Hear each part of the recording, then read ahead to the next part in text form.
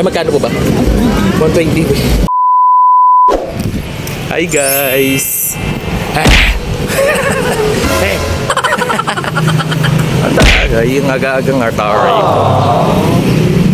Bibili ako ng ulam dyan kay tatay. Maglalakad lang ako. Hindi ko na ginamit yung motor ko kasi natamad ako. Yan na ang walking distance lang guys. Ito na, nasa kalsada na ako. Iniwan ko yung wallet ko. Dito ko sinuksok yung pera ko. Diba? Doon ako bibili. Yan. Kaya tatay, tatawid lang ako.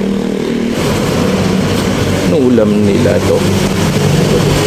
Palaya, chicken curry, pritong isda, tapos giniling. Ano yung isa?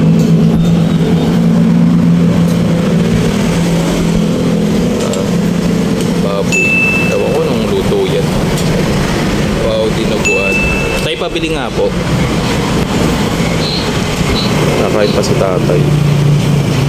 Nag-aagaran. Ito na muna ulit tayo kay tatay.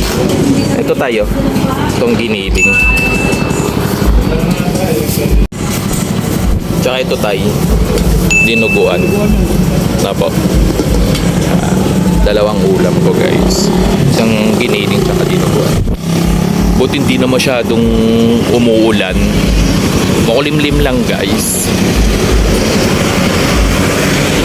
Tsaka dinuguan tayo.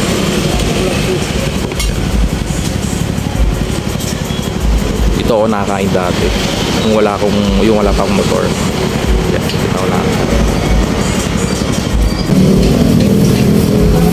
Ito tayo. Ay, magkano po ba? 120. 60 nga palang ulam kay tatay. Binigay ko 100. Agay ka! Sabi ko, tayo, babalik ko na lang mamaya, dadaanan ko na lang. Alam ko ni tatay.